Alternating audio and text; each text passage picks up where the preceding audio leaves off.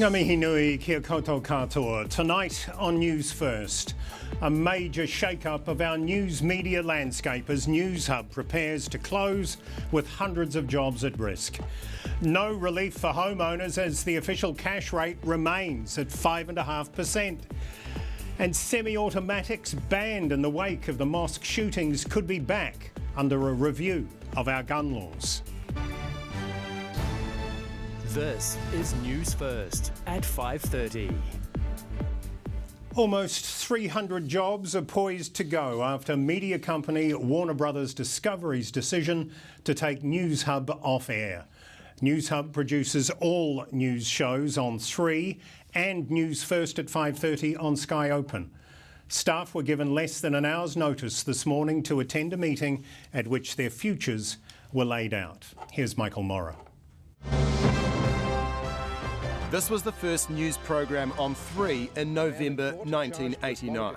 Good evening. An Auckland man is in prison tonight after being charged with the murder of English tourist Monica Cantwell. There have been various iterations of the brand over more than 3 decades. And that is today's News on 3. I'm Hilary Barry. And I'm Mike McRoberts. And today an email advising of significant changes. It was sent to staff 48 minutes before they were informed the axe was falling. This is a terrible announcement.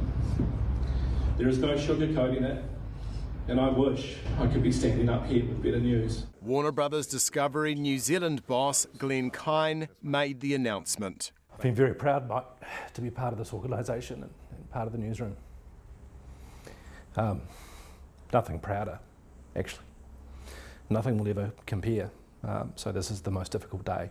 The meeting lasted an hour, then Patrick Garr made his own impromptu announcement to his workmates. I know lots of you are frightened and sad, but you just have to remember when everything happens, once we get out of here, that you've been part of something amazing. It was a bombshell, you know, we're TV3, we've had cuts and we've survived cuts in the past, but to lose the whole news operation and entity so entwined in the fabric of our society here in Aotearoa, it's absolutely heartbreaking. A sentiment felt by everyone at 3.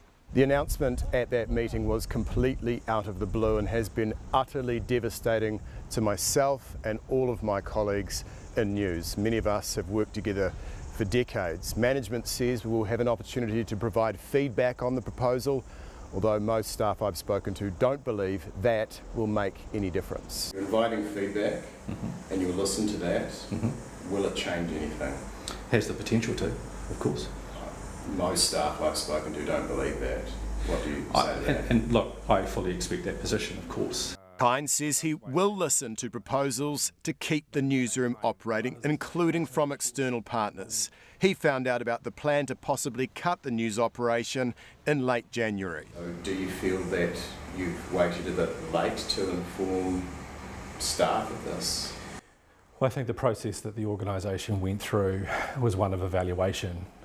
It wasn't a course of action at that point in time. Head of Asia Pacific for Warner Brothers Discovery, James Gibbons, told staff the news operation was no longer financially viable amid a massive decline in advertising revenue and the economic downturn. It's a loss-making operation and we couldn't see how that was going to turn around. Therefore, we proposed this option to be considered. Hundreds of workers are impacted. It's about 75% of the workforce. But you must have a number, an estimate.